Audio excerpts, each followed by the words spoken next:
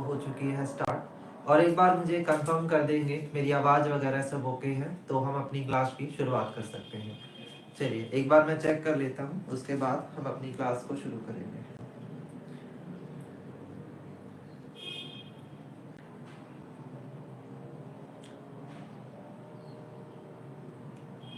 I think सब कुछ okay है, परफेक्ट है,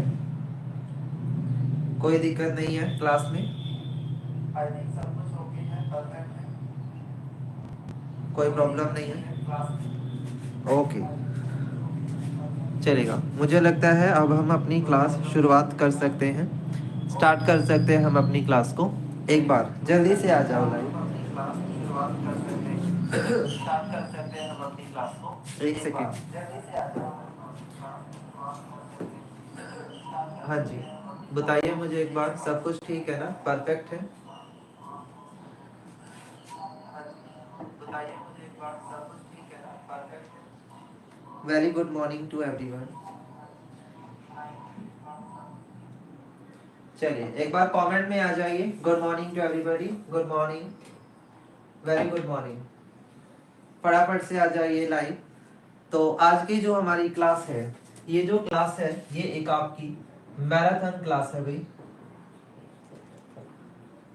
ओके, और आज की जो मेरी क्लास होगी, इस क्लास में इकोनॉमिक्स का जो सेक्शन है इसे हम डिस्कस करेंगे, और उसमें भी माइक्रो इकोनॉमिक्स का जो पार्ट है इसे हम आज डिस्कस करने वाले हैं। ठीक है, तो फटाफट एक बार आ जाइए। बीकॉम जी के अंदर आपको पता है कि माइक्रो इकोनॉमिक्स का आपका सब्जेक्ट होता है, या फिर बीए के अंदर भी आपका ये एक सब्जेक्ट है जिसमें माइक्रो इकोनॉमिक्स करवाया जाता है ना। तो सभी के लिए ये वाली जो क्लास है वो बेनिफिशियल रहने वाली है। फटाफट एक बार आप सब जुड़ जाए लाइव।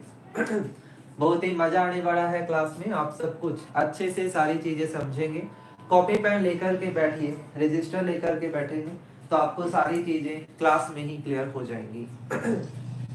ओके, आज की ये मैराथन 1 घंटा 2 घंटा जितना भी पॉसिबल होगा मैं कोशिश करूंगा कि मैक्सिमम चीजें हम क्लास में डिस्कस कर लें, ताकि सारी चीजें मैं आपको करवा पाऊँ। ठीक है ना?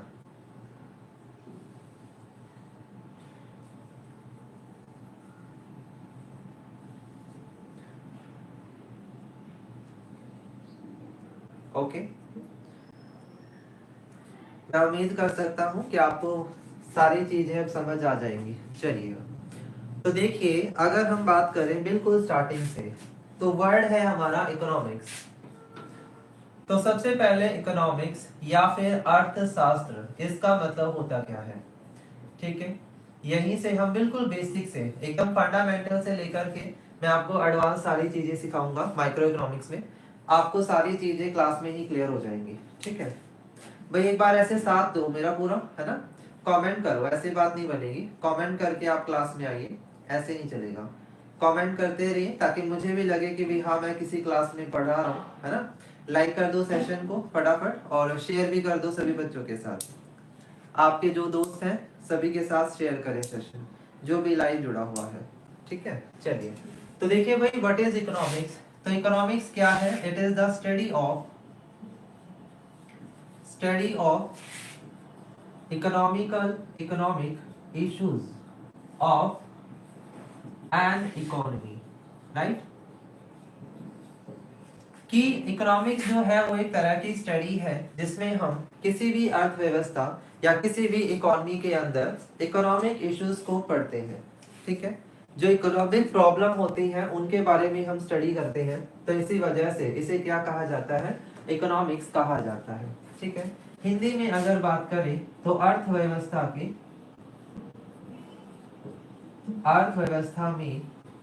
आर्थिक समस्याओं का अध्ययन। ठीक है, इनका भी आर्थिक समस्याओं का अध्ययन वही क्या कहलाता है? अर्थशास्त्र कहलाता है। ठीक है, याद रहेगा ये मीनिंग। एक अर्थव्यवस्था में आर्थिक समस्याओं का अध्ययन अर्थव्यवस्था के अंदर क्या कहलाता है? इकोनॉमिक्स कहलाता है, जिसे हम क्या बोलते हैं? अर्थशास्त्र बोलते हैं। ठीक है, अब अगर हम बात करें किसी भी अर्थव्यवस्था में, जो भी इकोनॉमी है उसमें बहुत सारी समस्याएं भी आएंगी। अगर एक इकोनॉमी चल रही है, ऑपरेट हो रही है, है ना। बहुत सारे ऐसे पार्ट आएंगे जो हमें वहां पर देखने होंगे, ठीक है। तो ये एक तरह से हमें ये देखना होगा कि क्या क्या चीजें वहां पर हो सकती हैं। अब जैसे हम बात करें कि एक अर्थव्यवस्था है ना, जैसे हम इंडिया की ही बात करें तो इंडिया में अभी आपने देखा था कि 2020 का जो समय था वो कोविड-19 का समय था, है ना। तो उस दौरान बहुत सारी नई चीजें भी हुई और काफी सारी दिक्कतें भी हमें सामने हमारे आई। तो वो क्या है, वो एक तरह की स्टडी ही तो है ना। एक तरह की स्टडी ही तो है कि हमारे इंडिया के अंदर कोविड-19 का इम्पैक्ट क्या हुआ, है ना। तो ये एक तरह की स्टडी हुई, तो ये कहाँ पर होगी, इकोनॉमिक्स के अंदर होगी, है ना। इसी तरीके से अगर हम बात करते हैं कि भाई एक देश के अंदर कितनी जो है वो राष्ट्रीय आय है या कितनी नेशनल इनकम है, वो हम अगर देखना चाहते हैं, कैलकुलेट करना चाहते हैं कि हमारे देश की नेशनल इनकम कितनी है, तो ये भी तो एक तरह की स्टडी है कि हमारी अर्थव्यवस्था की हम एक एलिमेंट पढ़ रहे हैं जिसका नाम है कि आर्थिक राष्ट्रीय आय या नेशनल इनकम कितनी है ना। इसी तरीके से अगर हम देखें कि भी किसी देश के अंदर कितने परसेंट लोग हैं जिनको रोजगार मिला हुआ है, कितने परसेंट ऐसे लोग हैं जो एम्प्लॉयमेंट है, जिनके पास एम्प्लॉयमेंट है ना। तो हम यहाँ पर क्या स्टडी करेंगे कि नंबर ऑफ द एम्प्लॉयड, है ना, कि नंबर ऑफ एम्प्लॉयड पर्सन कितने हैं एक इकोनॉमी के अंदर, है ना। तो इस तरह से हम क्या करते हैं, अर्थव्यवस्था में अलग अलग तरह के इश्यूज को या अलग अलग तरीके की जो भी हमारी प्रॉब्लम्स हैं उनको स्टडी जो है वो करते हैं, ठीक है। इसीलिए इसे हम क्या बोलते हैं, इकोनॉमिक्स बोलते हैं, ठीक है। आई थिंक सभी को ये बात क्लियर हो गई होगी, ठीक है। अब अगर हम बात करते हैं इकोनॉमिक्स की, तो इकोनॉमिक्स की दो ब्रांच होंगी। कितनी ब्रांच होंगी इकोनॉमिक्स की, दो। अगर हम इकोनॉमिक्स को डिवाइड करते हैं तो इसमें आपकी दो ब्रांचेज होंगी। एक होती है माइक्रो इकोनॉमिक्स, माइक्रो इकोनॉमिक्स, और दूसरी हमारे पास आती है मैक्रो इकोनॉमिक्स, ठीक है। माइक्रो इकोनॉमिक्स इज व्यष्टि अर्थशास्त्र, ठीक है। इसे क्या बोलेंगे आप, व्यष्टि अर्थशास्त्र। और मैक्रो इकोनॉमिक्स इसे हम क्या बोलते हैं, समष्टि अर्थशास्त्र, ठीक है। मैं लिख लिख के सारी चीजें पढ़ा रहा हूँ, क्लास में आप बने रहे, ठीक है। क्लास में अगर बने रहे तो डेफिनेटली आप बहुत कुछ आज सीख के जाएंगे इस क्लास से। चैनल पर नए आए हैं, चैनल सब्सक्राइब अवश्य कर लीजिए, ठीक है। चलिए अगर हम बात करते हैं माइक्रो इकोनॉमिक्स की, तो इसमें आपको दो वर्ड दिखाई दे रहे हैं, एक है माइक्रो और एक है इकोनॉमिक्स। अभी मैंने इकोनॉमिक्स वर्ड का मीनिंग आपको समझाया कि ये क्या है, एक इकोनॉमिकल इश्यूज की स्टडी है कि हम ना इकोनॉमिकल इश्यूज को देखते हैं कि हमारी इकोनॉमी में क्या समस्याएं चल रही हैं, है ना। माइक्रो का वर्ड जो है वो माइक्रो से निकला है, ठीक है। जो माइक्रो वर्ड है ये आपका एक लैटिन वर्ड मैक्रो से निकला है, ठीक है, जिसका मतलब होता है वेरी स्मॉल। माइक्रो वर्ड का मतलब क्या होता है, वेरी स्मॉल। जब हम माइक्रो इकोनॉमिक्स की बात करेंगे, यानी माइक्रो इकोनॉमिक्स की अगर हम बात करेंगे तो यहाँ पर भी इकोनॉमिकल इश्यूज तो स्टडी है, यानी अर्थव्यवस्था की जो प्रॉब्लम है उनकी तो हम स्टडी करेंगे ही करेंगे, लेकिन किस तरीके से करेंगे,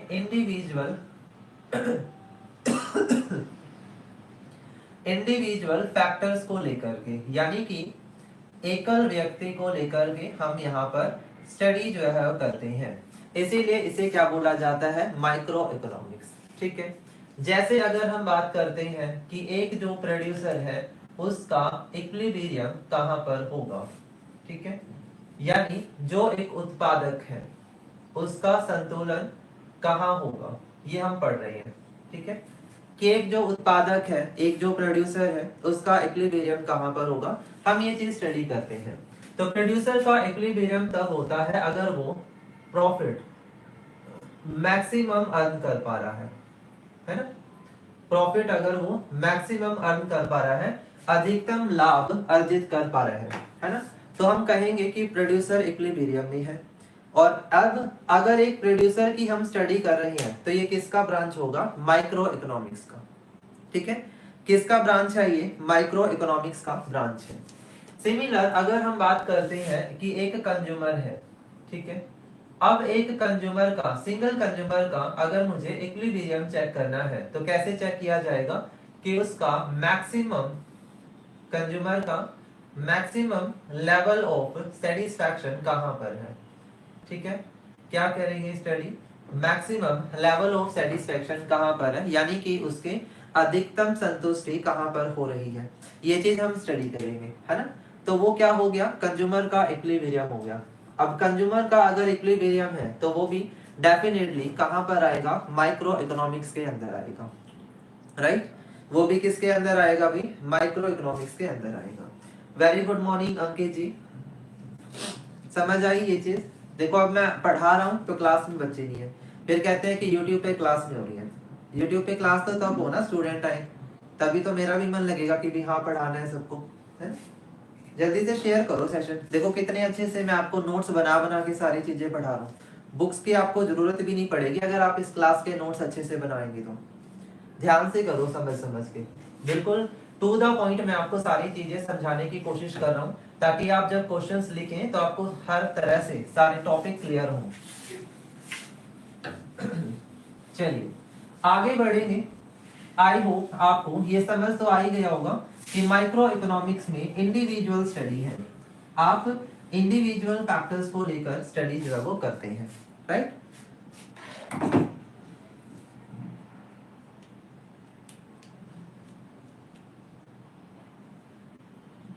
हो जाएंगे अंकित जी, मार्क्स अपडेट हो जाएंगे, डोंट वरी। थियरी का आपका पेपर अगर हो गए हैं, थियरी के बाद अपडेट होने शुरू हो जाएंगे, डोंट वरी। लाइक करो भाई क्लास को, क्लास को लाइक तो कर दो। देखो आज तो संडे का दिन है भाई, है ना, सभी फ्री हैं अपने काम से, तो ऐसा तो नहीं है कि भी आज क्लास नहीं अटेंड कर सकते। क्लास आराम से हर कोई अटेंड कर सकता है अगर आप करना चाहें तो, है ना। बस वो तो एक्सक्यूज होते हैं कि भाई आज मेरे को ये काम आ गया, आज वो काम आ गया, है ना, एक्सक्यूजेस ही होते हैं ये सारी चीजें तो। चलिए यहाँ तक आई होप क्लियर हुआ होगा सारी चीजें। ये मैंने आपको दो एग्जांपल लेकर के माइक्रो इकोनॉमिक्स का मीनिंग क्लियर करा कि यहाँ पर इंडिविजुअल स्टडी है तो वो कैसे है, ठीक है। अब दूसरी तरफ अगर हम बात करते हैं मैक्रो इकोनॉमिक्स की, किसकी, मैक्रो इकोनॉमिक्स की, दैट इज समष्टि अर्थशास्त्र। तो यहाँ पर जब हम स्टडी करते हैं तो यहाँ पर क्या है, study of economic issues as a whole, ठीक है। क्या होगा, जो स्टडी ऑफ इकोनॉमिक्स है एज अ होल है, यानी कंप्लीट इकोनॉमी के बारे में हम यहाँ पर देखेंगे, राइट। तब हम इसको मैक्रो इकोनॉमिक्स कहेंगे, ठीक है। इसे हम क्या बोलेंगे भाई, मैक्रो इकोनॉमिक्स बोलेंगे, क्योंकि हम इकोनॉमिकल इश्यूज को एज अ होल लेकर चल रहे हैं, एज अ नेशनल लेवल पर हम चीजों को स्टडी जो है वो कर रहे हैं, तो इसीलिए इसका नाम क्या होगा, मैक्रो इकोनॉमिक्स होगा, ठीक है।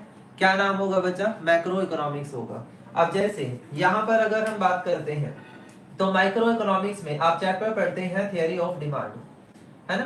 क्या पढ़ते हैं, थियरी ऑफ डिमांड, यानी जो एक सिंगल कंज्यूमर है वो कितनी डिमांड जो है वो करता है, राइट। इसी तरह से हम यहाँ पर पढ़ते हैं थियरी ऑफ सप्लाई, कि सप्लाई जो है वो कितनी है ना, इनकम ऑफ कंज्यूमर कितनी है ना। इस तरीके से हम यहाँ पर सारी चीजें जो है वो पढ़ रहे होते हैं जब माइक्रो इकोनॉमिक्स का पार्ट है ना। अब जब हम बात करेंगे मैक्रो इकोनॉमिक्स की, एज अ होल की बात करेंगे, तो यहाँ पर डिमांड को हम कैसे लिखेंगे, एग्रीगेट डिमांड। क्या बोलेंगे इसको, एग्रीगेट डिमांड। दैट मींस कि हमारी पूरी इकोनॉमी में, होल इकोनॉमी के अंदर, ठीक है, कंप्लीट जो इकोनॉमी है उस कंप्लीट इकोनॉमी के अंदर टोटल जो डिमांड है वो कितनी होगी, है ना। डिमांड जो है वो टोटल कितनी हो जाएगी, तब हम इसको क्या बोलेंगे, एग्रीगेटेड डिमांड बोलेंगे, है ना। एग्रीगेट डिमांड जो है वो बोल देंगे। समझ आया कि एग्रीगेट डिमांड जो है वो किसे बोला जाता है। शिवानी जी, ये आपका माइक्रो इकोनॉमिक्स का सब्जेक्ट है, इकोनॉमिक्स का सब्जेक्ट है आपका, बीकॉम फाइनल ईयर में भी है और बीए के अंदर भी आता है ना। तो दोनों के लिए इंपॉर्टेंट है, इसको अच्छे से पढ़ लीजिए, ध्यान से समझ लीजिए। तो ये क्लियर हुआ भाई, एग्रीगेट डिमांड का मतलब यानी टोटल डिमांड कितनी है, यानी जो टोटल कंज्यूमर्स है उनकी डिमांड को हम यहाँ पर कैलकुलेट करते हैं और इसीलिए इसका नाम क्या होता है, एडी होता है, दैट इज एग्रीगेटेड डिमांड। ठीक है, क्या होता है, एग्रीगेटेड डिमांड। अगर हम बात करें इसी में एक वर्ड आएगा सप्लाई, तो यहाँ पर होगा एग्रीगेट सप्लाई। मैक्रो में क्या होगा, एग्रीगेट सप्लाई, यानी number of total unit produced, number of total unit produced. ठीक है, number of total unit produced हम यहाँ पर देखेंगे कि यानी टोटल यूनिट कितनी प्रोड्यूस हो रही है उसे हम यहाँ पर इवेलुएट करेंगे, तो वो आपका एग्रीगेट सप्लाई है। ठीक है, क्या है भाई, एग्रीगेट सप्लाई है, यानी टोटल नंबर ऑफ यूनिट जो है वो कितनी प्रोड्यूस हो रही है। ठीक है, क्या होगा भाई, एग्रीगेट सप्लाई होगा, यानी टोटल यूनिट हमारी कितनी जो है वो प्रोड्यूस होती है। क्लियर है ये चीज, समझ में आई भाई। चलिए उसके बाद अगर हम बात करते हैं नेशनल इनकम की, तो ये भी आपका मैक्रो इकोनॉमिक्स का ही पार्ट है कि हम नेशनल इनकम यानी टोटल इनकम कितनी है पूरे देश की उसे कैलकुलेट करते हैं, जीडीपी कैलकुलेट करते हैं, that is gross domestic product. Gross domestic product, इसके बारे में जब हम बात करेंगे तो ये भी किसका विषय है, ये भी मैक्रो इकोनॉमिक्स का ही विषय है, सब्जेक्ट है। इसी तरीके से अगर हम बात करते हैं कि भी हमारे देश के अंदर टोटल जो एम्प्लॉयमेंट है वो कितनी है, ठीक है, हम यहाँ पर एम्प्लॉयमेंट का और अनएम्प्लॉयमेंट का डाटा चेक करते हैं कि उसमें रूरल कितने हैं, अर्बन कितने हैं, वो सब डाटा जब इवेलुएट हम करते हैं तब भी हम क्या कहेंगे, वो एक तरह का मैक्रो इकोनॉमिक्स का ही विषय है, मैक्रो इकोनॉमिक्स का ही क्या है बच्चे, पार्ट है। क्लियर,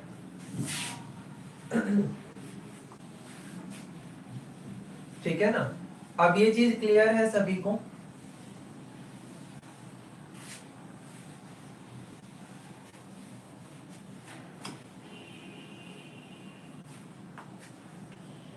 मीनिंग क्लियर हुआ सभी को कि भाई यहाँ पर हम क्या चीजें इवैल्यूएट करते हैं, क्या समझते हैं। चलिएगा नेक्स्ट हम यहाँ पर देखें तो आप एक वर्ड पढ़ेंगे इकोनॉमी, है ना। अभी मैंने आपको क्या सिखाया कि भाई इकोनॉमिक्स जो है वो क्या है, व्हाट इज इकोनॉमिक्स, ये हमने पढ़ा।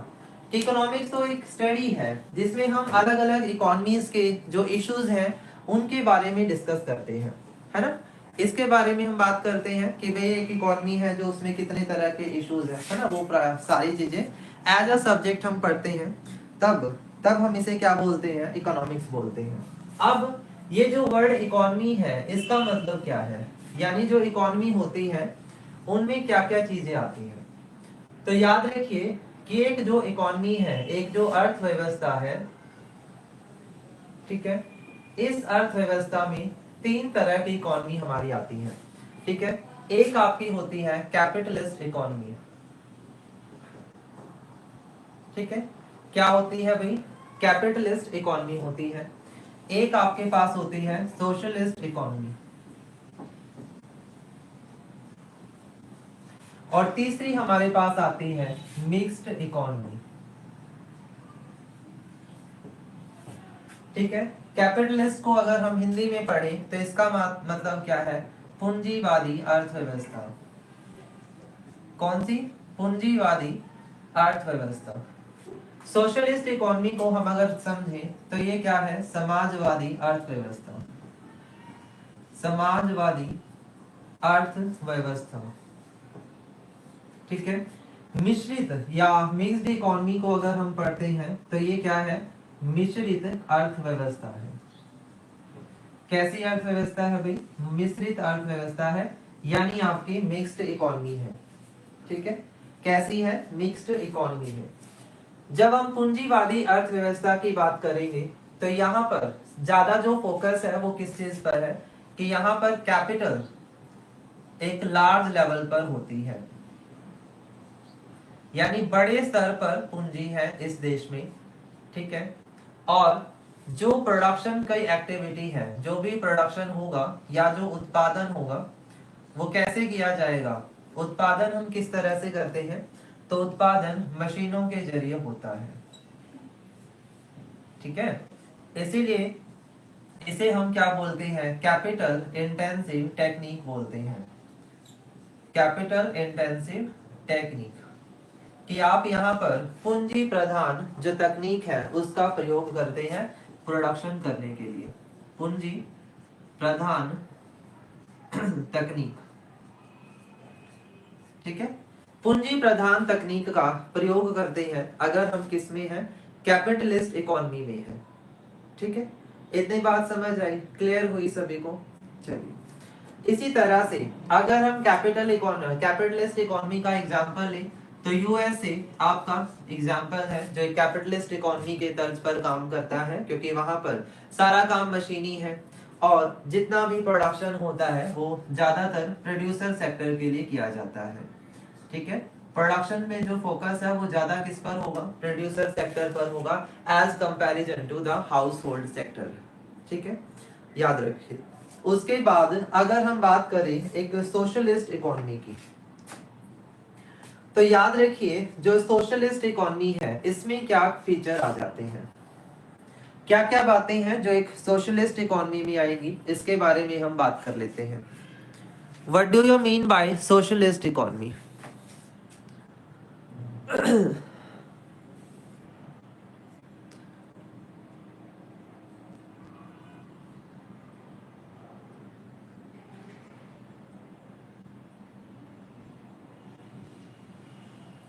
पढ़िए भाई, कैपिटलिस्ट या सोशलिस्ट जो इकोनॉमी है इसे समाजवादी अर्थव्यवस्था कहेंगे, क्योंकि यहां पर सोशल वेलफेयर ज्यादा होगा, सोशल वेलफेयर होगा सोसाइटी का। ठीक है, यहां हम लेबर इंटेंसिव टेक्निक का यूज करेंगे, किसका, लेबर इंटेंसिव यानी कि श्रम प्रधान। कौन सी तकनीक का यूज किया जाएगा भाई, लेबर इंटेंसिव टेक्निक यूज होगी जो श्रम प्रधान है। ठीक है, कैसी है, श्रम प्रधान लेबर इंटेंसिव टेक्निक है जो सोशलिस्ट इकोनॉमी में यूज होगी। यहाँ पर ज्यादा जो प्रोडक्शन है वो किसके लिए होगा, हाउस होल्ड सेक्टर के लिए। ठीक है, किसके लिए होगा भाई, हाउस होल्ड सेक्टर के लिए यहाँ पर प्रोडक्शन किया जाएगा, क्योंकि इस इकोनॉमी के अंदर जो हमारा लेबर है वो ज्यादा मात्रा में होगा और जो कैपिटल है वो क्या होगी, कम होगी। ठीक है, पैसा कम है लेकिन लेबर ज्यादा है, तो इस इकोनॉमी में सामाजिक सोशल वेलफेयर के पर्पज से इसमें एम्प्लॉयमेंट जनरेट होगी ज्यादा से ज्यादा, और लेबर इंटेंसिव टेक्निक का यूज करके आप प्रोडक्शन को कंप्लीट करेंगे। ठीक है, हमारा जो प्रोडक्शन होगा वो किस पर होगा, कंप्लीटली हाउस होल्ड सेक्टर पर बेस्ड होगा और लेबर इसमें ज्यादा यूज होगी। तीसरी हमारे पास मिक्स्ड इकोनॉमी आती है जिसके अंदर दोनों फीचर होंगे, यानी ये एक कैपिटलिस्ट भी है प्लस ये आपकी जो है सोशलिस्ट भी है। क्लियर है, यानी यहाँ पर मशीनों से भी काम होगा और लेबर की भी हेल्प यहाँ पर ली जाएगी। लेबर और मशीन दोनों मिलकर के प्रोडक्शन की एक्टिविटी पूरी करते हैं, तो वो क्या है, मिक्स्ड इकोनॉमी है। यानी कि आपका कैपिटलिस्ट इकोनॉमी के फीचर भी इसके अंदर है, सोशलिस्ट इकोनॉमी के भी फीचर है ना, दोनों इकोनॉमी के फीचर आपको दिखाई देते हैं, तब तो हम इसको क्या बोलते हैं, मिक्स्ड इकोनॉमी बोलते हैं। ठीक है, इंडिया इसका सबसे बड़ा एग्जांपल है कि इंडिया के अंदर मिश्रित अर्थव्यवस्था है, मिक्स्ड इकोनॉमी है। ठीक है, जहां पर कैपिटलिज्म भी है और सोशलिज्म भी है, दोनों ही चीजें हम यहाँ पर फॉलो जो है वो करते हैं। क्लियर, चलिए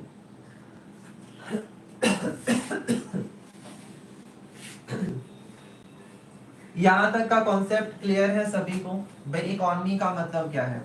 अब मुझे लगता है कि इकोनॉमी का और जो है इकोनॉमिक्स का, दोनों का जो कंफ्यूजन है वो आपको अब नहीं होगा, ये चीजें आपको अब समझ आ गई होंगी।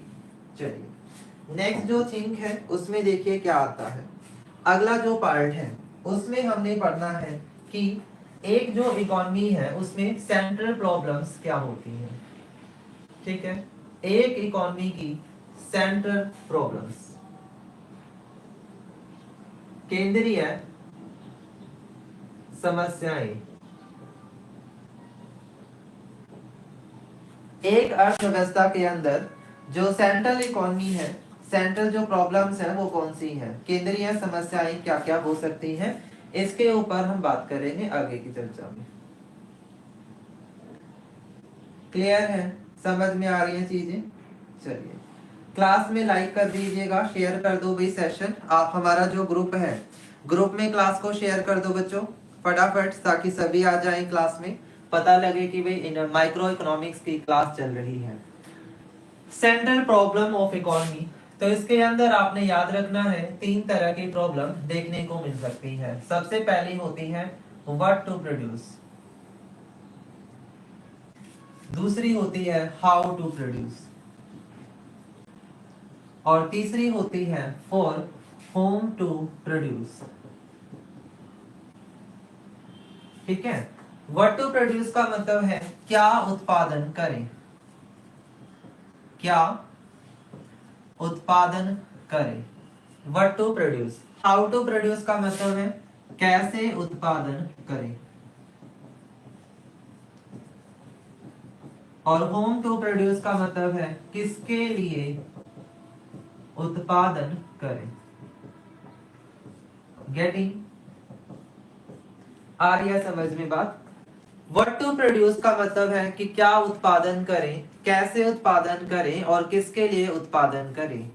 क्या उत्पादन में आप क्वांटिटी को भी समझ सकते हो कि कितना उत्पादन किया जाए, है ना।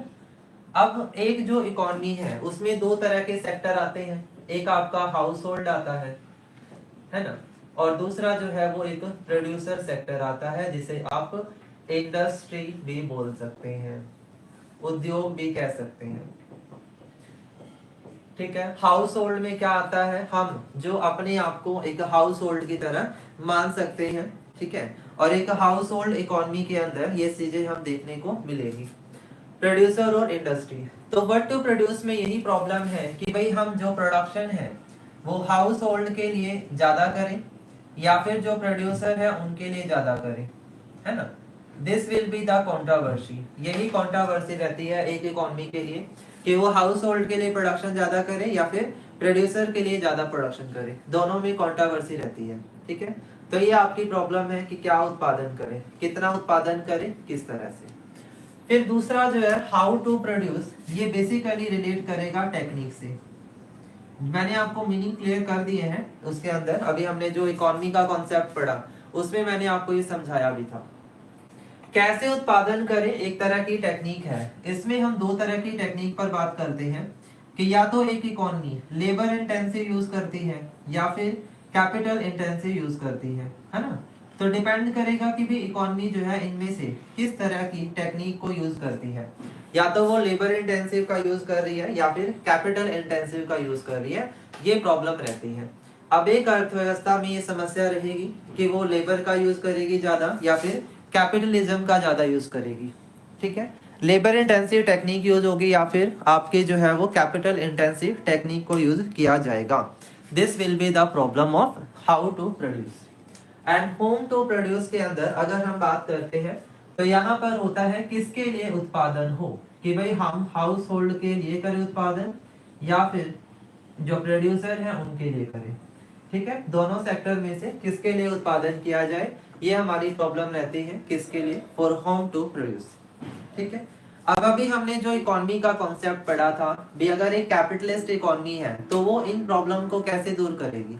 कैपिटलिस्ट इकोनॉमी जो है वो ज्यादा फोकस किस पर करती है, प्रोड्यूसर सेक्टर पर करती है, यानी वो जो है वो ज्यादा प्रोडक्शन किसका करेगी, इंडस्ट्रियल गुड्स का, जहां पर ज्यादा लार्ज क्वांटिटी में प्रोडक्शन होगा तो वो इंडस्ट्रियल कॉमोडिटी पर फोकस करेगी, है ना।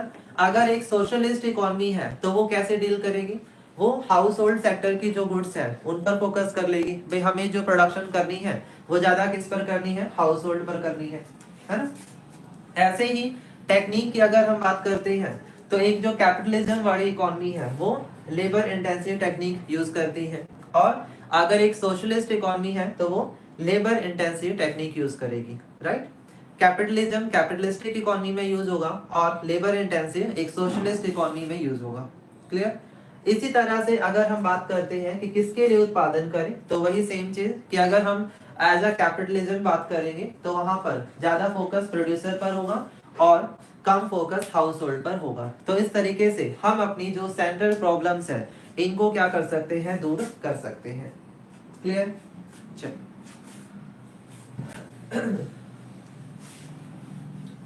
जो बीकॉम के स्टूडेंट है उनका ये इंपॉर्टेंट कॉन्सेप्ट है बच्चे, ये वाला सेंट्रल प्रॉब्लम्स के ऊपर। ये क्वेश्चन है आपका लॉन्ग क्वेश्चन, और फिर ऐसे पूछेंगे कि एक अर्थव्यवस्था की जो समस्याएं हैं उन्हें कैसे दूर करते हैं, सेंट्रल प्रॉब्लम कैसे दूर होगी, ये आपका लॉन्ग क्वेश्चन है। ठीक है, अभी तक मैंने जो आपको सिखाया माइक्रो इकोनॉमिक्स मैक्रो इकोनॉमिक्स दोनों का मीनिंग, दोनों का जो डिफरेंस है वो आपको क्लियर हो गया। ठीक है, उनका जो नेचर एंड स्कोप है उसमें क्या क्या चीजें आ सकती हैं वो चीजें मैंने आपको बताई विद द एग्जांपल। तो ये क्लियर हो गया होगा माइक्रो और मैक्रो का जो डिफरेंस है ना। इसी तरह से हमने सेंट्रल प्रॉब्लम्स देख ली कि कौन कौन सी सेंट्रल प्रॉब्लम है और किस तरह एक इकोनॉमी इनको डील करती है ना। तो ये सारा पोर्शन हमने अभी तक बेसिक फाउंडेशन में कर लिया है। ओके, अब आगे बढ़ेंगे और नेक्स्ट टॉपिक पर डिस्कस करेंगे। आगे हमें क्या फोकस करना है, अगला जो पार्ट है हमारा उसमें हमें देखना होगा कि एक जो इकोनॉमी है उसमें क्या क्या चीजें और हो सकती हैं, मेनली फोकस किस पर हम कर सकते हैं। अब एक आपका यहाँ पर शुरुआत जो है हो जाती है कंज्यूमर की। ओके, कंज्यूमर से हमारा अगला जो है पूरा का पूरा कॉन्सेप्ट रिलेट करेगा कि एक जो कंज्यूमर है हमारा, एक जो उपभोक्ता है, कंज्यूमर को क्या बोलेंगे हिंदी में, लिखो फटाफट जल्दी से नोट करते जाओ सारी चीजें। उपभोक्ता यानी एक कंज्यूमर, है ना। एक उपभोक्ता कैसे काम करता है इस पर हम फोकस करते हैं, है ना। तो कंज्यूमर को जब हम स्टडी करेंगे तो उसमें एक आपकी कार्डिनल अप्रोच है और एक आपकी ऑर्डिनल अप्रोच है। ठीक है, कार्डिनल अप्रोच में अगर हम देखें तो वहां पर यूटिलिटी को स्टडी किया जाता है और कार्डिनल अप्रोच के अंदर आप इंडिफरेंस कर्व की स्टडी करते हैं। अब इनका मीनिंग हम समझेंगे कि इनका मतलब है क्या, वो मैं अभी डिटेल के साथ आपको पढ़ाऊंगा। कार्डिनल अप्रोच की अगर हम बात करें तो वहां पर जो फोकस है वो किसके ऊपर है, यूटिलिटी पर है। ठीक है, किस चीज पर है बच्चा, यूटिलिटी पर हमारा फोकस रहेगा। अगर हम ऑर्डिनल अप्रोच की बात करें तो वहां पर इंडिफरेंस कर्व या आईसी जो कर्व है वो किस पर फोकस करता है, तो उसका सारा का सारा जो फोकस है वो इस चीज पर रहेगा कि भाई हम इंडिफरेंस कर्व के बारे में जो है वो स्टडी कर रहे हैं। ठीक है ना,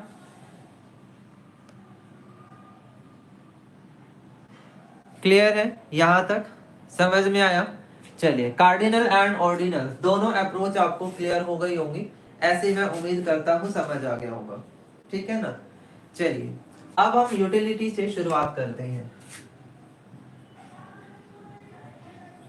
देखिए, यूटिलिटी का मतलब होता है उपयोगिता।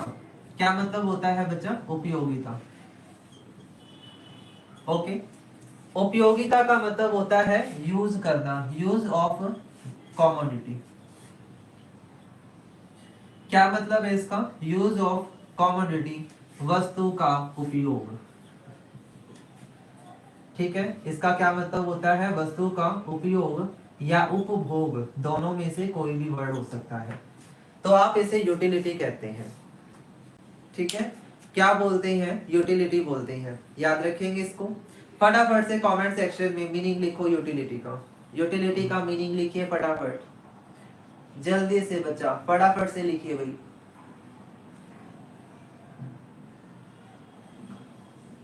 भाई चैनल सब्सक्राइब कर दो, 6000 तक पहुंचा दो चैनल को फटाफट।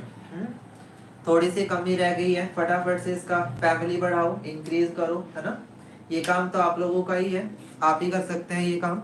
शेयर करो सेशन, क्लास को शेयर करो, कंटेंट शेयर करो, तो अपने आप ही हमारा जो फैमिली है कंप्यूटर इसका कंबाइंड स्टडी पॉइंट का वो बढ़ जाएगा, है ना। फटाफट से करिए।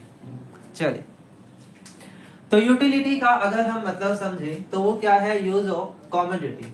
ठीक है, तो कंज्यूमर जो है वो क्या करता है, कंज्यूमर को अगर कंज्यूमर की लैंग्वेज में बात करें तो इसे हम बोलते हैं want satisfying power of, want satisfying power of consumer is known as utility. ठीक है, क्लियर। एक उपभोक्ता की इच्छा को संतुष्ट करने वाली शक्ति उपयोगिता कहलाती है, यानी यूटिलिटी कहलाती है। ठीक है, एक उपभोक्ता की इच्छा को संतुष्ट करने वाली जो शक्ति है, जो पावर है, उसे उपयोगिता कहा जाता है। That is a utility. उसे ही हम क्या बोलते हैं भाई? यूटिलिटी बोलते हैं। याद रखेंगे। क्लियर है ये सारे पॉइंट? चलिएगा, नेक्स्ट हम बात करें थोड़ा सा और डिटेल के साथ, यूटिलिटी को समझते हैं। ठीक है, यूटिलिटी आप भूलेंगे नहीं, आपको मैं इस तरह से एग्जाम्पल समझाऊंगा। चलिए, अब अगर हम बात करें तो अगर आप एक कंज्यूमर हैं, हाउस होल्ड है, मान लीजिए आप एक हाउस होल्ड है और आपको पसंद है बर्गर। ठीक है, आपको पसंद है भाई बर्गर, आजकल सभी को फेवरेट होता है बर्गर है, किसी को चाउमीन है ना, किसी को पिज्जा है, या ये सारी चीजें हैं, कुछ भी हो सकता है भाई जो आपको पसंद हो।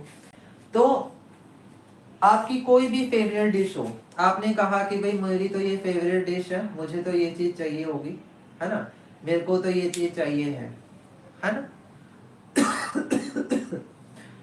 तो आप जब बर्गर खाना शुरू करोगे, मान लो बर्गर खाया आपने ना क्या करा, एक बर्गर खा लिया। ठीक है, एक बर्गर खाया, आपको बड़ा पसंद आया, बड़ा अच्छा लगा कि मुझे तो ये बहुत अच्छा लगा भाई, इसने तो क्या कर दिया, मेरी कहते हैं ना तन मन जो वो संतुष्ट कर दिया, है। बर्गर खाया और संतुष्ट हो गए आप एक बर्गर खा करके।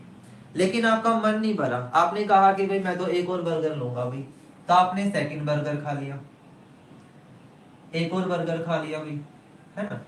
तो बर्गर खा के थोड़ा और सेटिस्फेक्शन आपको मिलेगा, भाई मेरे को तो और थोड़ा अच्छा सा मिला, है ना। बर्गर खाता रहा, मुझे सेटिस्फेक्शन मिलता गया। ठीक है, इस तरह से करते करते आप जो वो 5 बर्गर तक पहुंच गए, 5 बर्गर खा गए।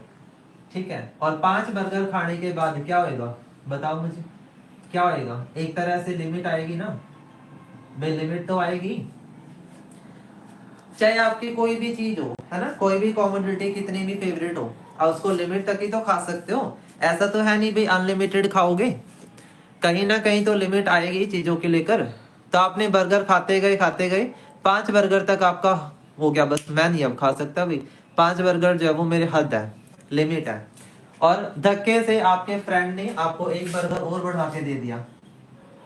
ठीक है, आपका कोई दोस्त था, पार्टी चल रही थी, तो चलो भाई सारे दोस्त खा रहे हैं, मैं भी एक बर्गर और खा लेगा। लिमिट के बाद भी एक बर्गर और खा गया, तो क्या होगा भाई? नेगेटिव इफेक्ट होगा कि नहीं बॉडी पे? होगा, बताओ मुझे, नेगेटिव इफेक्ट होगा कि नहीं होगा? होगा। या तो वो उसको उल्ट देगा, है ना, बाहर निकाल देगा भाई, उसमें खाया नहीं जाएगा। क्लियर? तो ये सारा एग्जाम्पल समझाने का मतलब क्या है, क्यों मैंने ये बात बोली कि जो यूटिलिटी है वो जैसे जैसे आप यूनिट्स कंज्यूम करते जाओगे वो बढ़ेगी। नो डाउट कि जैसे जैसे आप कंज्यूमशन करोगे किसी भी कॉमोडिटी को, चाहे वो आपकी कितनी भी फेवरेट हो, आप खाते जाएंगे तो एक लिमिट आ जाएगी, और उस लिमिट के बाद आप एक्स्ट्रा नहीं खा पाएंगे। ये चीज याद रखिए, है ना। और फिर आपकी जो यूटिलिटी है वो क्या हो जाएगी? नेगेटिव हो जाएगी। ठीक है, अब इसी एग्जाम्पल को मैं आपको टेबलर फॉर्म में समझाता हूँ। जैसे एक तरफ आप लिखेंगे यूनिट ऑफ कॉमोडिटी, क्या लिखेंगे? यूनिट ऑफ कॉमोडिटी, और दूसरी तरफ हम लिखेंगे टोटल यूटिलिटी, जिसे आप टीयू कहेंगे। क्लियर? आपने शुरुआत करी 1 unit, 2 unit, 3 unit, 4 unit, 5 unit, ऐसे करके कॉमोडिटी हम खा रहे हैं, 6 यूनिट तक आ गए, 7 यूनिट तक आ गए। फर्स्ट यूनिट खाई तो आपने कहा कि भाई मुझे, यहाँ पर याद रखिएगा जो यूटिलिटी है वो हम यूटिल्स में मेजर करते हैं। ठीक है, जो यूटिलिटी है ना उसे हम किस में मेजर करते हैं? यूटिल्स में। तो फर्स्ट यूनिट कॉमोडिटी खाने के बाद आपको सेटिस्फेक्शन मिला कि मुझे तो 5 का सेटिस्फेक्शन मिला है। दूसरे यूनिट पर आपने कहा कि मुझे तो 7 का मिला। तीसरे यूनिट पर मुझे 10 का मिला, ठीक है। चौथी पर 12 का मिला है ना। अब 12 पे आकर के मैं रुक गया भाई, पांचवे यूनिट खा के मुझे 12 का ही सेटिस्फेक्शन मिलेगा और छठे यूनिट खाने पर मैं क्या करूंगा, मेरा डिक्लेयर नीचे आ जाएगी यूटिलिटी। अब मैं कम होता चला जाऊंगा, यानी कि 12 से 9, 9 से 8 ऐसे हो जाएगा, ठीक है। बहुत कमाल का कॉन्सेप्ट समझाने वाला हूं मैं यहाँ पे, ध्यान से देखते जाना क्लास को, समझते रहना चीजों को। यूटिलिटी तो आप भूलोगे नहीं, इस तरह से यूटिलिटी आपके दिमाग में बैठ जाएगी। ध्यान से टेबल ड्रा करना आपको अपने आप आ जाएगा कि टेबल कैसे ड्रॉ करते हैं। अब देखो बच्चे, यहाँ पर टोटल यूटिलिटी है। मैंने कहा कि भाई 5-4 यूनिट पर 12 हो गई थी, 12 यूनिट हम कंजम्पशन कर चुके थे। पांचवी यूनिट पर भी 12 है, छठी पर अगर मैं कंजम्पशन करूंगा तो वो नीचे आ जाएगी, आ जाएगी ना, है ना। अब यहां से हम किसका कॉन्सेप्ट निकालेंगे, मार्जिनल यूटिलिटी का, ठीक है। मैं आपको इसके मीनिंग भी क्लियर करूंगा अभी। मार्जिनल यूटिलिटी का पहली यूनिट आप देख रहे हैं, तो यहाँ पर 5 यूनिट कंजम्पशन हुई, यहाँ पर 2 का हुआ, यहाँ पर 3 का हुआ, यहाँ पर 2 का हुआ, ठीक है। यहाँ पर 0 का हुआ, ठीक है। यहाँ पर माइनस में 3 है और यहाँ पे माइनस का 1 है। इस तरह यूटिलिटी हमारी जो है वो बढ़ रही है, कम हो रही है ना। हो रही है या नहीं हो रही है, तुम ही बताओ मुझे। दिख रही है ना पिक्चर।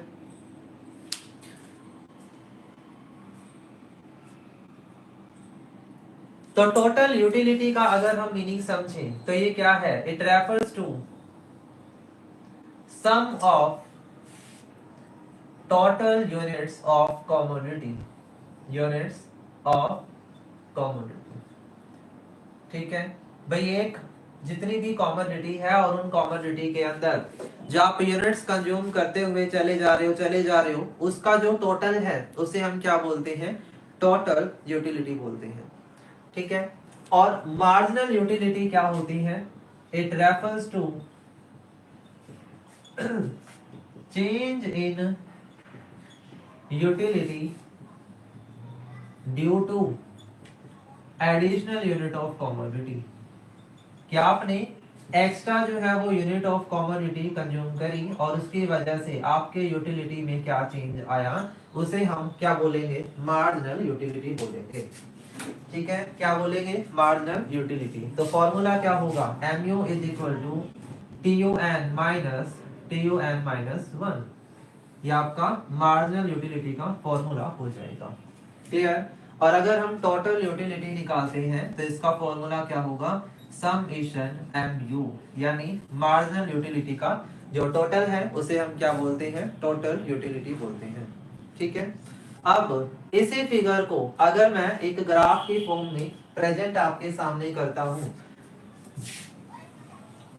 एक रूल है आपका, लो है यहाँ पे, कौन सा लो चल रहा है, ये कौन सा लो समझा रहा हूं मैं आपको directly, law of diminishing marginal utility.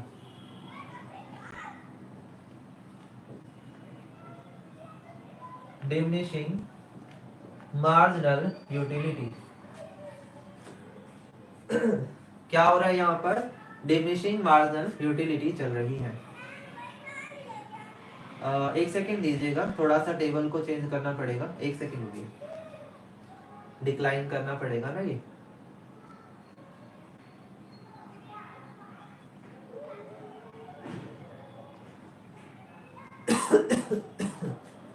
इसको 18 कर देते हैं।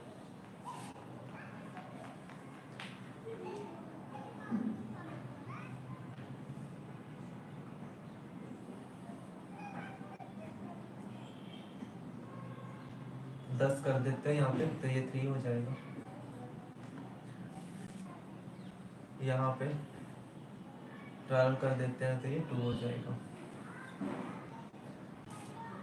12 यहाँ पे 0 हो जाएगा, ठीक है। इस तरह से होगा डायग्राम, थोड़ा सा गड़बड़ हो गई, चलो अब ठीक है, ठीक है, यहाँ से इस तरह से।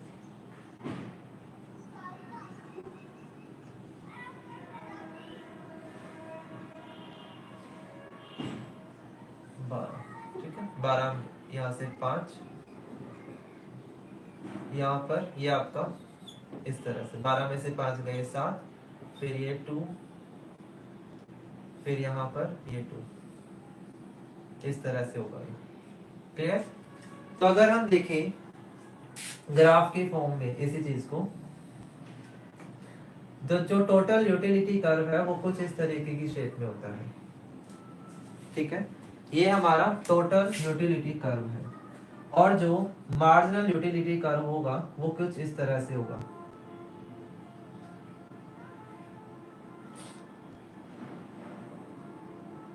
ऐसे करके, ऐसे। ये आपका टोटल यूटिलिटी है और ये आपका मार्जिनल यूटिलिटी है। ठीक है, इसके ना 3 स्टेज होती है। ये आपका मैक्सिमम लेवल है,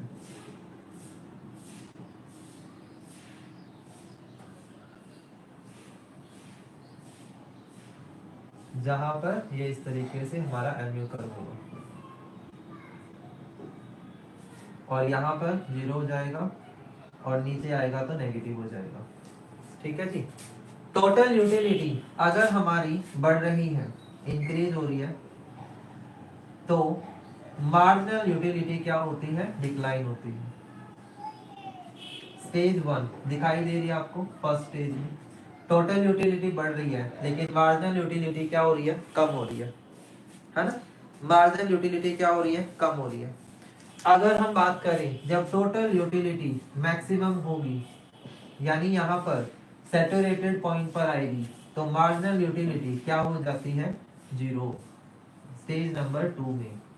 और अगर टोटल यूटिलिटी डिक्लाइन हो रही है, तो मार्जिनल यूटिलिटी क्या होती है? नेगेटिव, यानी स्टेज नंबर 3 पर। ठीक है, ये जो आपका लो है इसे बोलते हैं law of diminishing marginal utility.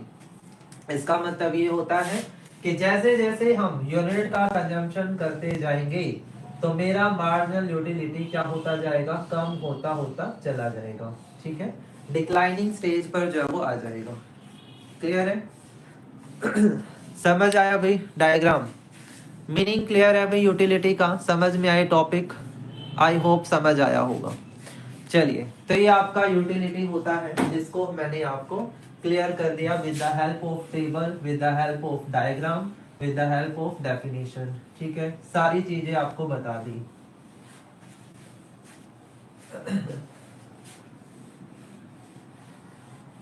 आया समझ में? टॉपिक क्लियर हो रही है बातें? चलिए,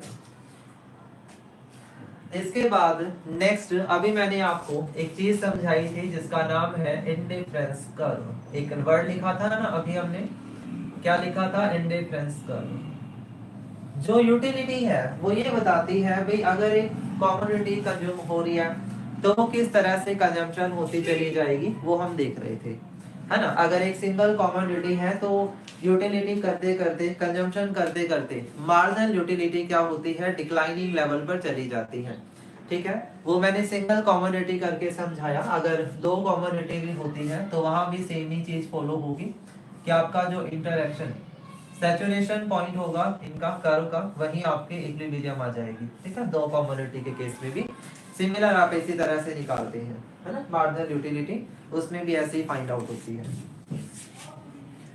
चलिए, इसके बाद अगर हम इंडिफरेंस कर्व की बात करते हैं, तो इंडिफरेंस कर्व क्या करता है? It refers to presenting 2 commodity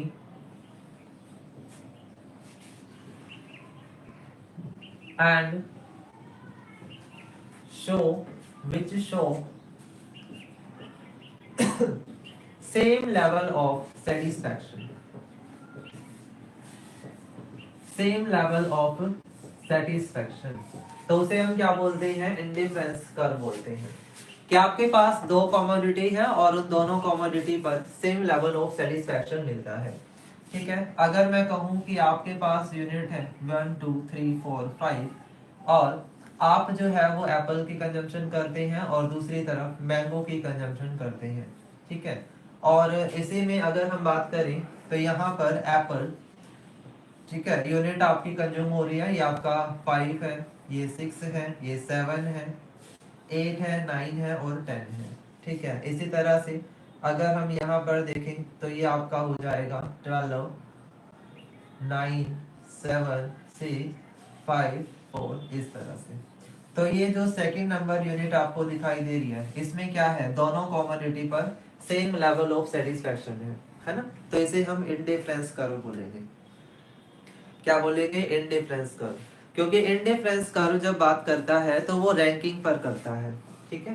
किस पर बात करता है? रैंकिंग पर। अभी जो यूटिलिटी की अप्रोच हम पढ़ रहे थे, यूटिलिटी के अंदर जो बात है उसमें सेटिस्फैक्शन को जब हम मेजर करते हैं कार्डिनल अप्रोच में तो यूटिल्स में करते हैं, है ना, नंबर देकर के हम उसको मेजरमेंट लेते हैं।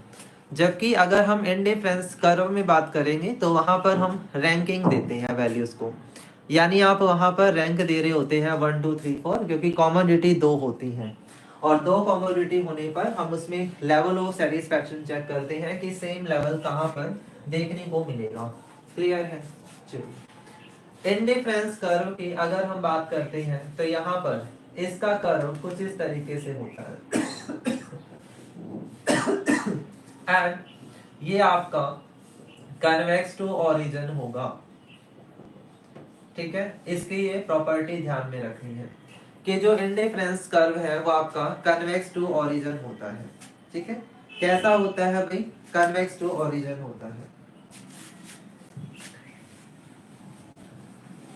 चलिए, इसके बाद 2-3 टर्म है इसमें, जैसे कि आपसे पूछ लेगा कि इंडिफरेंस मैप का क्या मतलब होता है, ठीक है।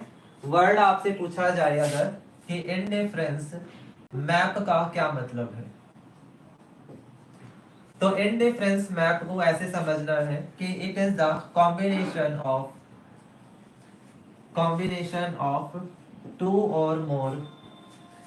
two or more IC at the same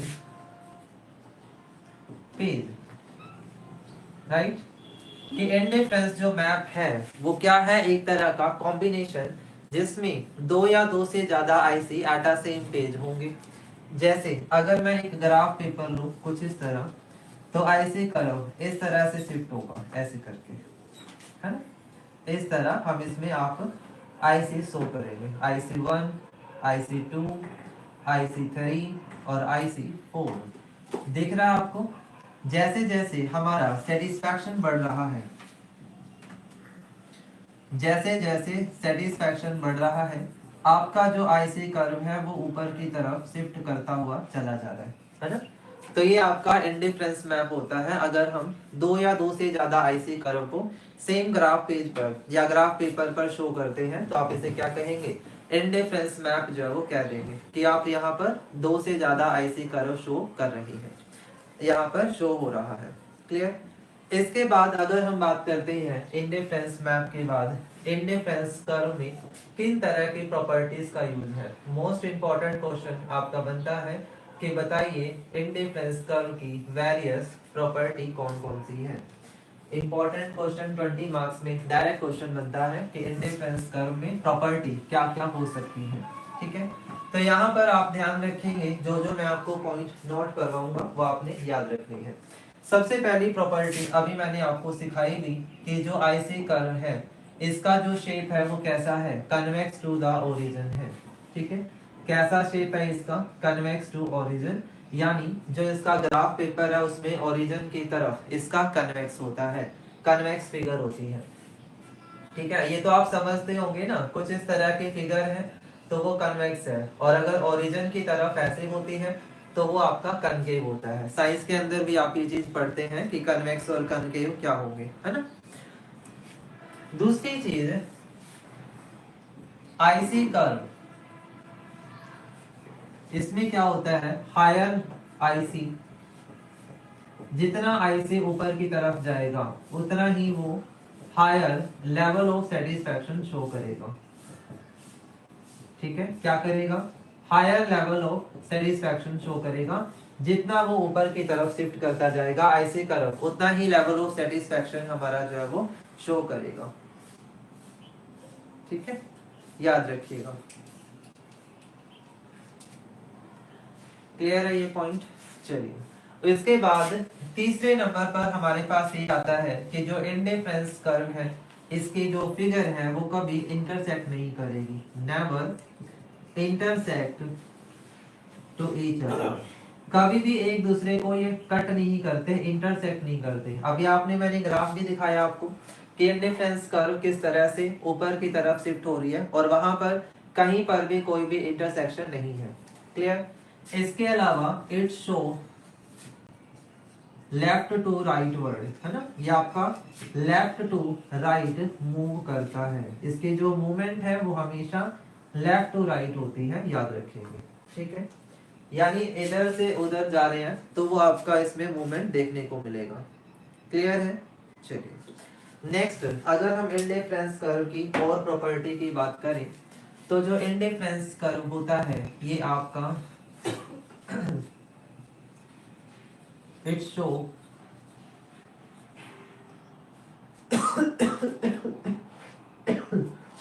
equilibrium when budget line intersect।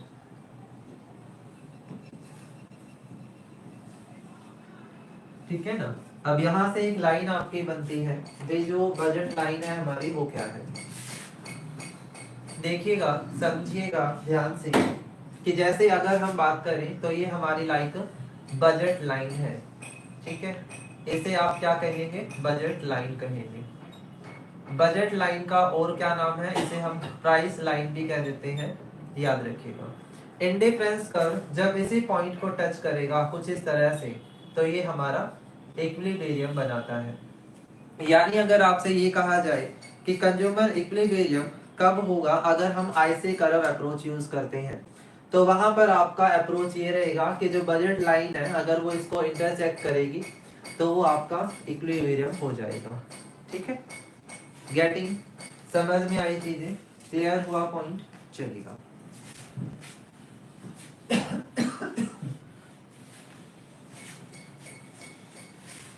अब इनके जो शिफ्ट वगैरह है वो हम फिर कर सकते हैं, है ना? ये आपको मैंने बेसिक्स करवाने थे, वो मैंने करवाए इस चैप्टर के। और भी चीजें हैं जैसे कि अगर हम बात करते हैं ये आपका यूटिलिटी का और इंडिफरेंस कर्व का जो सिंपल अप्रोच है वो मैंने आपको सिखाई, समझाई कि इसमें क्या क्या चीजें होती हैं, है ना? अब नेक्स्ट हमारे पास है डिमांड और एक है क्वांटिटी डिमांड।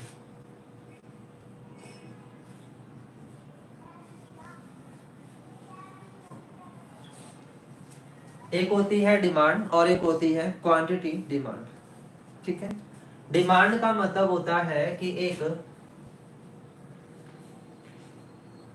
पर्टिकुलर प्राइस है और उस प्राइस पर आप कितना यूनिट कंज्यूम कर सकते हैं, how much units you can consume, वो आपकी डिमांड है, कितना आप कंज्यूम कर सकते हैं। और क्वांटिटी डिमांड में होता है कि पर्टिकुलर प्राइस पर आपने कितनी unit, how much unit you consume, वो क्वांटिटी डिमांड हो जाएगा कि आपके पास अगर एक प्राइस है तो उस प्राइस पर कितने यूनिट हम खरीद पा रहे हैं, वो हमारी क्वांटिटी डिमांड हो जाएगी। ठीक है, सिमिलर अगर हम डिमांड को समझते हैं तो वहां पर एक पर्टिकुलर प्राइस होगा और उसमें ये देखा जाएगा कि आप कितने यूनिट परचेज कर सकते हैं, आपका सेटिस्फैक्शन लेवल जो है वो कहाँ तक जा सकता है, इसके ऊपर डिमांड बात करता है। जबकि क्वांटिटी डिमांड ये बात करेगा कि how much unit you can consume, कितने यूनिट हम कंज्यूम कर सकते हैं। ठीक है,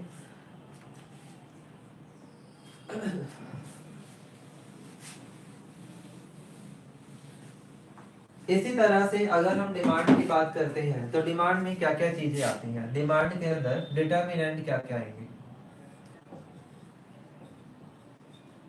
डिटर्मिनेंट क्या आएंगे? सबसे पहला इसमें आता है प्राइस ऑफ गुड्स, कि आपकी गुड्स का प्राइस क्या है, प्राइस ऑफ एक्स, इसे हम ऐसे डिनोट करते हैं कि प्राइस ऑफ गुड हमारा कितना है उसे हम डिमांड में शामिल करते हैं, क्योंकि जितना हमारा प्राइस होगा उसके हिसाब से डिमांड डिटरमाइन की जाएगी। ठीक है, इसी तरह से होता है प्राइस ऑफ रिलेटेड गुड्स। ठीक है, अब ये जो रिलेटेड गुड है इसमें आपका दो आता है।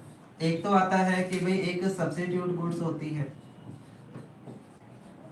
है ना, और दूसरा हमारे पास जो है वो कॉम्प्लीमेंट्री गुड्स होती है।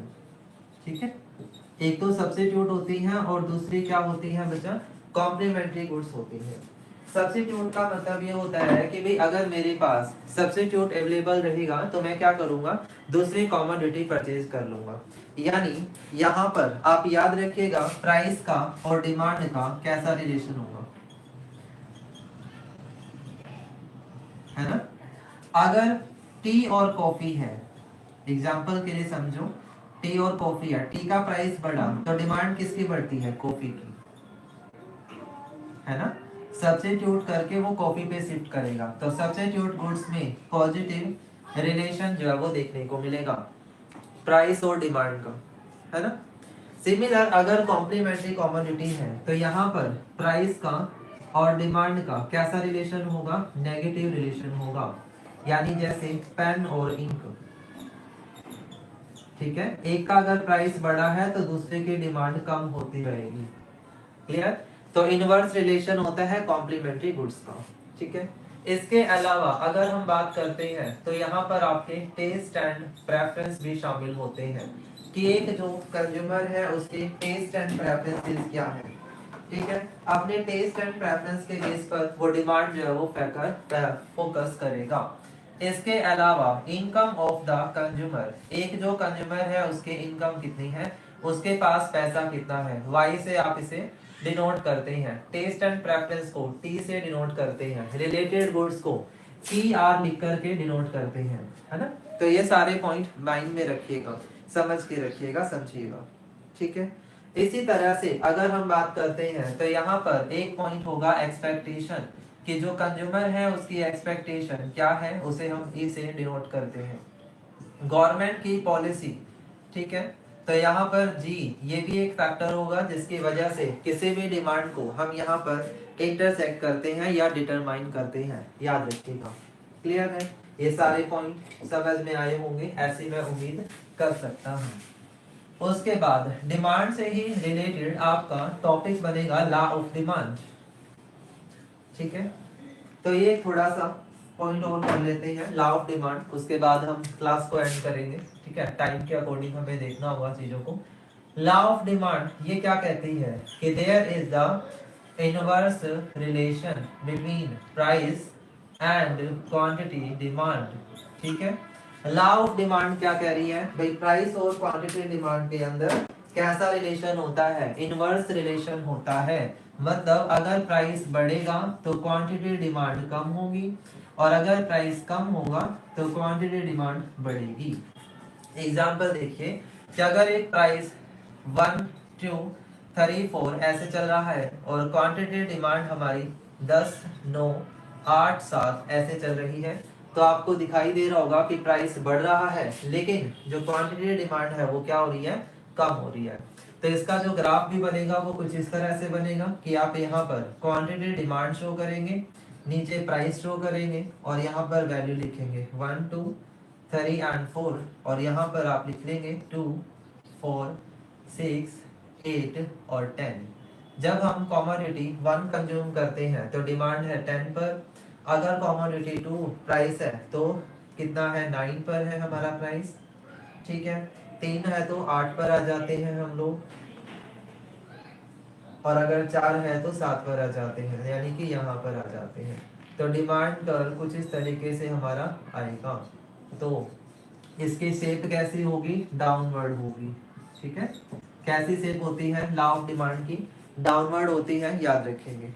ठीक है, लॉ ऑफ डिमांड की जो शेप है वो कैसी होती है, डाउनवर्ड। चलिए, तो यहाँ तक अभी तक जो माइक्रो इकोनॉमिक्स के बेसिक कॉन्सेप्ट थे उसमें काफ़ी सारी चीज़ें आज हमने कवर करने की कोशिश करी है, और जैसे ही टाइम आगे लगेगा तो उसके अकॉर्डिंग मैं क्लास लूँगा और उसमें बाकी चीज़ें भी हम डिस्कस करेंगे। ठीक है, तो आज के लिए इतना ही रखेंगे। Thank you so much. Class के बाद आपके कमेंट मुझे मिलने चाहिए हैं। उम्मीद करता हूँ क्लास आपको पसंद आई होगी। Thank you so much.